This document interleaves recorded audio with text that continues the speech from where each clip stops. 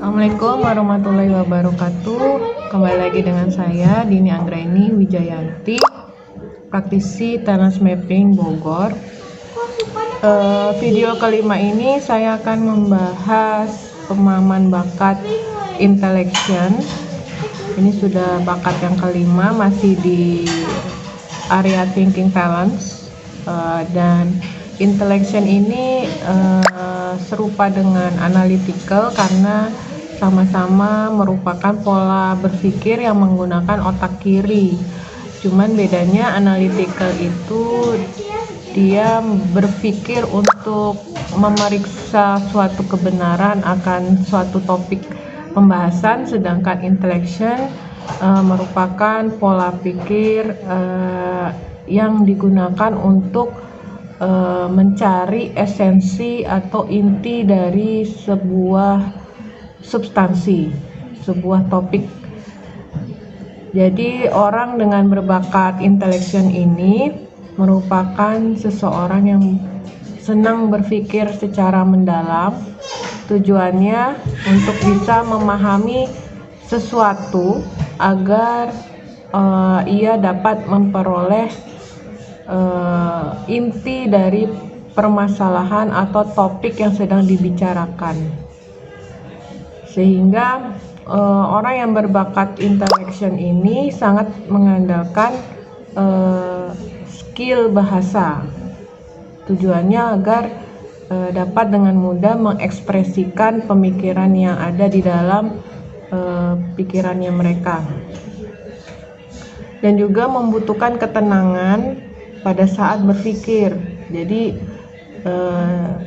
orang yang berbakat intellection ini ketika sedang berpikir secara mendalam, dia akan melakukan penarikan diri dari keramaian. Jadi misalnya akan melakukan penyendirian di dalam suatu ruangan atau kamar di mana ia tidak akan terganggu secara sensori maupun auditori, karena jika terganggu maka pikiran-pikiran yang sedang ia lakukan akan buyar istilahnya. Jadi benar-benar harus tenang, dan apa yang mereka pikirkan, jadi kemampuan thinking mereka yang berbakat intellection ini sangat tergantung dengan kombinasi bakat kuat lainnya. Jadi apakah dia lebih tertarik ke sastra atau ke puisi atau mungkin ke hal yang lain, itu tergantung pada kombinasi bakat kuat lainnya. Jadi harus dilihat bakat kuat lainnya itu di bagian mana. Misalnya kalau bakat kuat lainnya berada di area relating, maka ia akan senang berpikir mendalam tentang komunikasi, misalnya tentang esensi dari mengkomunikasikan suatu informasi agar orang lain dapat mengerti informasi yang akan disampaikan.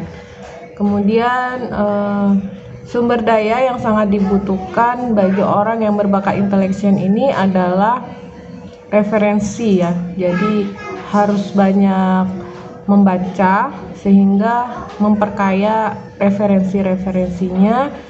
Dengan demikian dapat mengumpulkan beragam vocabulary untuk mendukung kemampuan berbahasanya. Karena memang orang intellection ini sangat membutuhkan skill dalam hal membaca maupun menulis. Tujuannya yaitu tadi untuk dapat menuangkan pemikirannya sehingga mudah diterima atau mudah dipahami oleh orang lain. Nah, untuk bakat intellection ini sebenarnya sudah dapat dikenali dengan mudah ya sejak usia kecil, karena pada dasarnya anak-anak itu umumnya ya rata-rata suka bertanya tentang sesuatu secara mendalam dan juga kritis. Misalnya ada anak kita yang bertanya tentang hujan, kenapa hujan terjadi, lalu kenapa turunnya dari atas, dari langit, dan kenapa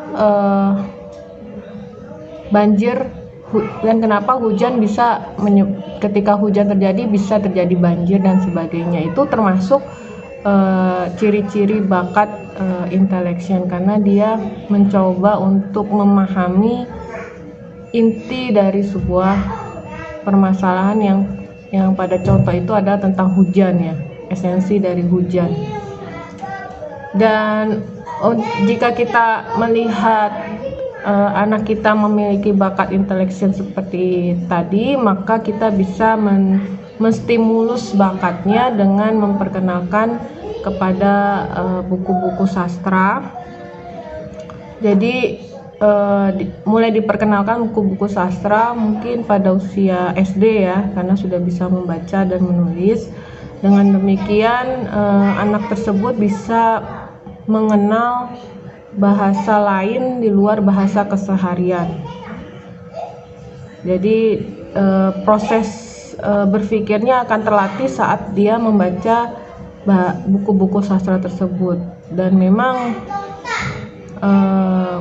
bahasa sastra itu tidak semua orang mudah mengerti. Jadi jika memang dia berbakat intellection, dia akan menunjukkan keminatan dan juga akan tenggelam, maksudnya hanyut di situasi tersebut untuk mengerti alur cerita yang terdapat di sastra tersebut. Nah, buku sastra ini bisa jadi novel, buku novel, atau mungkin cerita dongeng ya tentang binatang, bisa juga buku puisi.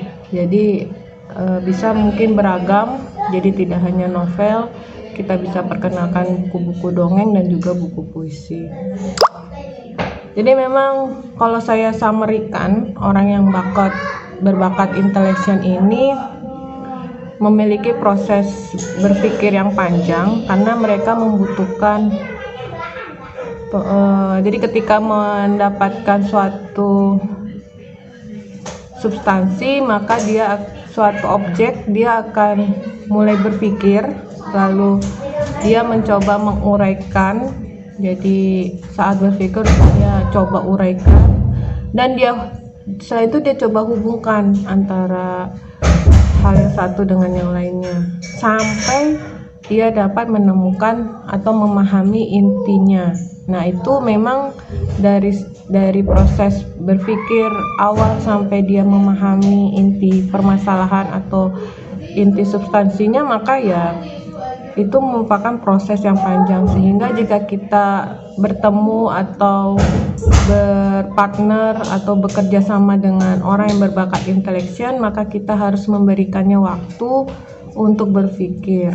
Dan tadi ya, dia butuh ketenangan, sehingga memang jika dia bilang dia membutuhkan waktu untuk berpikir, dan berpikirnya pun tidak bisa bersama-sama atau secara diskusi, mungkin kita harus maklumi, karena memang itulah kebutuhan dia untuk bisa memaksimalkan perannya dalam mencari inti dari sebuah topik ya, inti dari sebuah mungkin permasalahan, bisa topik atau mungkin sebuah substansi. Oke, demikian pemaparan saya tentang bakat intellection. Jadi total saya sampai hari ini sudah memberikan pemahaman terhadap 5 bakat, dan masih di area thinking talents. Dan memang unik ya, jadi meskipun thinking talents mereka memiliki perannya masing-masing. Jadi ada yang perannya untuk menentukan tujuan, yaitu bakat futuristik, kemudian menentukan jalur mana yang harus ditempuh yang tepat untuk segera sampai ke tujuan, yaitu dengan bakat strategik. Dan yang menentukan caranya bagaimana itu bakat ideation. Lalu kemarin analytical itu berpikir secara mendalam dengan kemampuan mengolah data. Dan terakhir hari ini adalah intellection, yaitu berpikir mendalam dengan mengolah bahasa kemudian tulisan. Jadi semoga kita bisa lebih memahami peran-peran tersebut dan bisa bekerja sama secara saling menguntungkan meskipun kita memiliki bakat yang unik satu sama dengan lainnya. Terima kasih. Assalamualaikum warahmatullahi wabarakatuh.